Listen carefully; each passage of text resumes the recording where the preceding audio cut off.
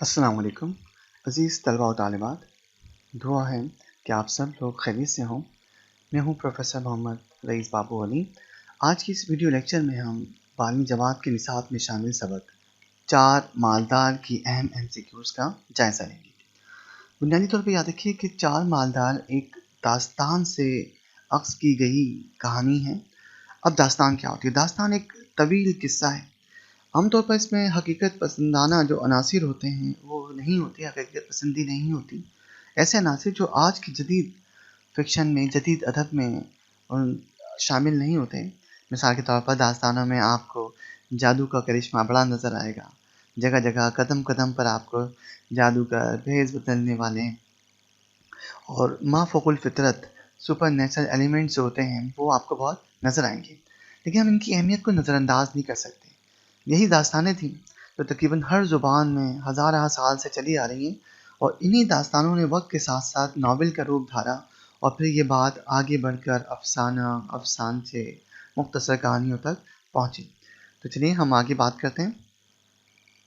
देखिए, पहला हमारे पास है कि सबक 4 मालदार के मुसन्निफ हैं प्रेमचंद, फजल अहमद करीम फजली, इमदाद हुसैनी, सैयद हैदर बख्श हैदरी। सही जवाब है सैयद हैदर बख्श हैदरी। सबक 4 मालदार इस किताब से माखूज़ है। अब यहाँ एक लम्हे के लिए हम ठहरते हैं। देखिए, बुनियादी तौर पर सबक 4 मालदार जिस किताब से लिया गया वो तो है तोता कहानी। लेकिन असल में तोता कहानी किस किताब का तर्जुमा है? इसके थोड़ा सा हम ज़रा कुछ पीछे जाते हैं। तो देखिए, असल में जो कहानी है, जो जिसका ये तर्जुमा है, उसका असल नाम जो था शक-सुब-तुती के नाम से। असल में ये संस्कृत ज़ुबान में लिखी गई दास्तान है और इसमें 70 कहानियाँ थीं। तो शक-सुब-तुती का मतलब यही होता है कि तोते की कही हुई 70 कहानियाँ। बड़ी मारूफ हुई, बहुत मशहूर हुई। तो इसके बहुत सारे तराजिम किए गए दीगर ज़ुबानों में, उसमें फ़ारसी में भी किए गए। तो कई तराजिम फ़ारसी में हुए, तो उन्हीं में से एक तर्जुमा जो कि सैयद मोहम्मद कादरी साहब ने किया था, वो तूती नामा कादरी के नाम से मशहूर था। इस तूती नामा कादरी को अपने सामने रखते हुए इसका तर्जुमा उर्दू में सैयद हैदर बख्श हैदरी ने किया है। तो 3 अहम बातें याद रख लीजिए।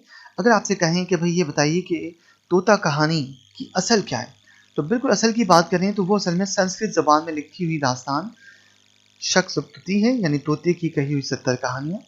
फिर इसके फ़ारसी ज़ुबान में कई तराजिम हुए, उनमें से एक निस्बतन एक सादा आसान तर्जुमा था जो कि सैयद मोहम्मद कादरी साहब ने किया था, जो तूती नामा कादरी के नाम से मशहूर हुआ। इस किताब को उर्दू में तर्जुमा किया है सैयद हैदर बख्श हैदरी ने और तोता कहानी के उन्वान से। लेकिन याद रखिएगा कि असल दास्तान जो संस्कृत ज़ुबान में थी उसमें 70 कहानियाँ थीं। लेकिन जब सैयद मोहम्मद कादरी ने तर्जुमा किया तो उन्होंने मेरे ख्याल 52 या 50 के करीब कहानियाँ कर दी थी। लेकिन उसके बाद जब सैयद मोहम्मद कादरी ने उर्दू में इसका तर्जुमा किया है तो उसमें उन्होंने 35 कहानियों का इंतखाब किया है। ये भी याद रहे कि अगर हम थोड़ा सा मवाजना करें तो संस्कृत ज़ुबान में जो किरदार थे उस दास्तान में, उनको थोड़ा सा तब्दील भी कर दिया है।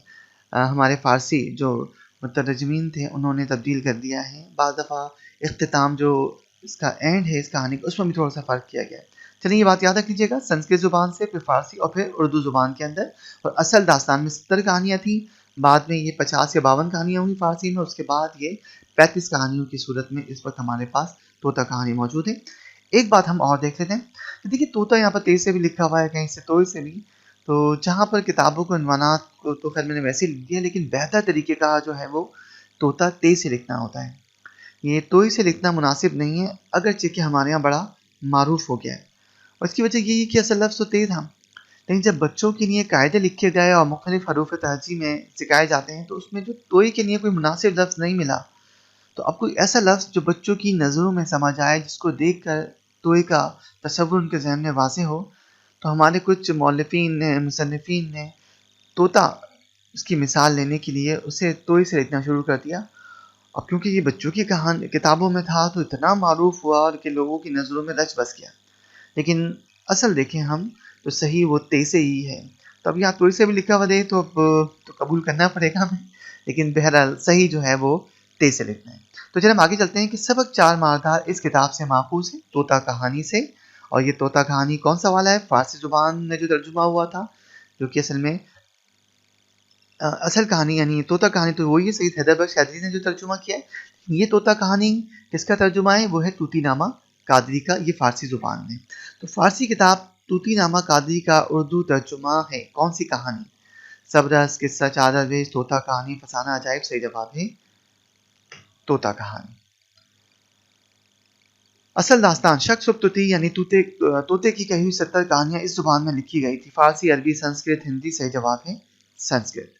یہ داستان فورٹ ولیم کالج کے تحت اور ڈاکٹر جان گلکرسٹ کے حکم پر لکھی گئی تھی، طوطا کہانی۔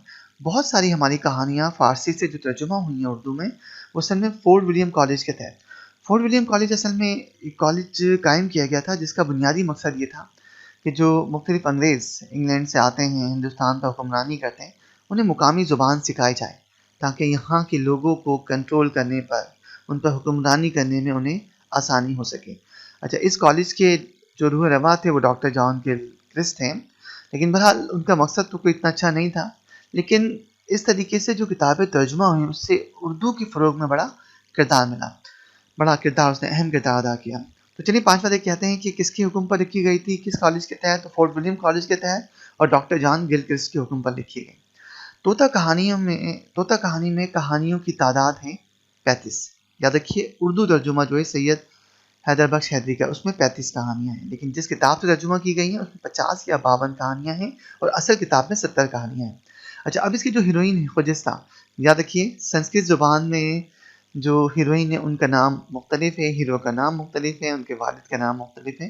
فارسی میں ترجمہ کرتے وقت انہیں تبدیل کر دیا گیا، تو خجستہ اس وقت ہیروئن کا نام ہے، جو فارسی میں یا اردو میں جب ترجمہ ہوئی ہے یہ داستان، تو اس میں خجستہ کا نام اپنا لیا گیا ہے ہیروئن کے لیے۔ تو خجستہ روتے ہوئے گئی تھی کبوتر کے پاس، کوئل کے پاس، طوطے کے پاس، مینا کے پاس۔ صحیح جواب ہے طوطے کے پاس۔ اچھا، خجستہ کو ناگوار گزرتا تھا کیا چیز؟ طوطے کا نصیحت کرنا، طوطے کا باتیں کرنا، طوطے کا خاموش رہنا، طوطے کا چیخنا، طوطے کا نصیحت کرنا۔ اصل میں یہ طوطا جو ہوتا ہے، وہ جو داستان ہے، یہ اصل میں ایک شہزادہ ہوتا ہے، تو وہ کسی کی بد دعا کی وجہ سے طوطا بن جاتا ہے، اور پھر ایسا ہوتا ہے کہ خجستہ کا شوہر وہ اس طوطے کو خرید کے لے آتا ہے، اس کے ساتھ طوطی بھی ہوتی ہے، تو اسے خرید کر لاتا ہے، لیکن یہ بڑا سمجھدار ہوتا ہے، بہت اچھی باتیں کرتا ہے، فہم و فراست والی باتیں کرتا ہے، تو خجستہ کا شوہر مبارک اسے بہت پسند کرتا ہے۔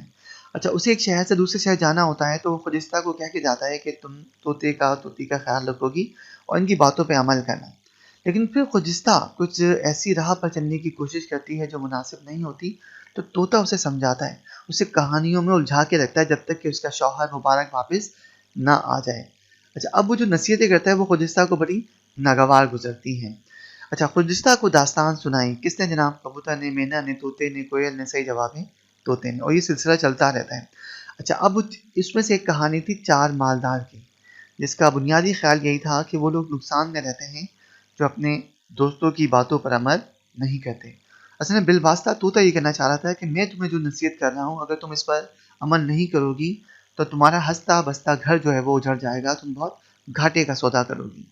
لیکن یہ بات خجستہ سمجھنے کے لیے تیار ہوتی نہیں ہے، تو وہ یہ کہانی سناتا ہے۔ تو چار مالدار رہتے تھے، یہ دوست تھے، کہاں رہتے تھے؟ صحیح جواب ہے بلخ میں۔ چاروں دوست کے چاروں یار ہو گئے تھے، بیمار، سست، مفلس، مالدار۔ صحیح جواب ہے مفلس۔ چاروں مفلس گئے، اپنے مفلسی کا علاج ڈھونڈنے کے لیے ایک دانشمند کے پاس گئے کہ آپ کوئی راہ نکالیں، تو وہ ڈاکٹر کے پاس گئے، عامل کے پاس، حکیم کے پاس، نجومی کے پاس۔ تو صحیح جواب ہے حکیم کے پاس۔ دیکھیے حکیم سے ہمارے ذہن میں تو وہی آتا ہے، حکیم کہ جو علاج معالجہ کرتے ہیں، ٹھیک ہے، لیکن حکیم اصل میں لفظ حکمت سے ہے، اور حکمت کے معنی فہم و فراست کے، عقل مندی کے، دانش مندی کے ہوتے ہیں۔ تو ہر وہ شخص حکیم ہے جسے اللہ نے فہم و فراست سے، عقل سے، دانش مندی سے نوازا ہے۔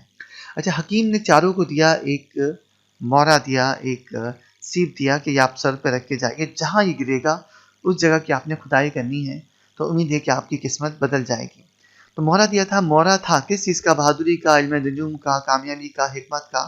تو صحیح جواب ہے حکمت کا۔ اچھا، مہرہ رکھنا تھا، تو حکیم نے ان کو یہ تلقین کی تھی کہ یہ مہرہ آپ نے رکھنا ہے، کہاں پر رکھنا ہے؟ سر پر، جیب میں، ہتھیلی پر یا ماتھے پر؟ تو صحیح جواب ہے سر پر رکھنا تھا۔ اچھا، بھی چلتے گئے، سفر شروع کیا، پہلے دوست کا مہرہ جہاں گرا وہاں سے کھدائی کی تو وہاں سے نکلا تانبا۔ تو پھر وہ دوستوں سے کہتا ہے یہ کیا، چھوڑو، اب آگے جانے کی ضرورت نہیں ہے، میرے ساتھ مل کر رہو، ہم یہ تانبا بہت ہے ہم سب کے لیے، زندگی بھر ہم بہت آسانی سے زندگی گزار سکتے ہیں اس شرط کی۔ لیکن دوسرا کہتا ہے کہ نہیں، میں اپنی قسمت آزماتا ہوں، وہ اور مزید آگے بڑھتا ہے۔ تو دوسرے دوست کا مورا جہاں گرا وہاں سے نکلا روپا. لیکن روپا قدیم زمانے میں چاندی کا سکہ ہوتا تھا, لین دین کے لیے استعمال کرتے تھے. تو اسے بھی بہت ساری دولت حاصل ہوئی اس طرح سے. یہ اتہاس سے یاد کیجیے گا, پہلے دوست کا جہاں مورا گرا وہاں سے کیا نکلا, دوسرے دوست کا مورا گرا وہاں سے کہا, کیونکہ ساری ایم سی کیوز آپ کی یہاں سے بنی ہیں اور امتحان میں بھی آ سکتی ہیں. اگلا ہے کہ تیسرے دوست کا مورا جہاں گرا تھا وہاں سے نکلا سونا. تو ہر دوست کی دوسرے دوستوں سے مزید کہتا ہے کہ اب ہمیں آگے جانے کی ضرورت نہیں ہے. لیکن چوتھا دوست اتنا سارا کچھ نکلنے کے بعد اور دوستوں کی پیشکش کے بعد بھی وہ کہتا ہے کہ میں اور آگے جاؤں گا, مزید مجھے ہیرے جواہرات ملیں گے, لیکن وہ خالی دامن ہی رہتا ہے.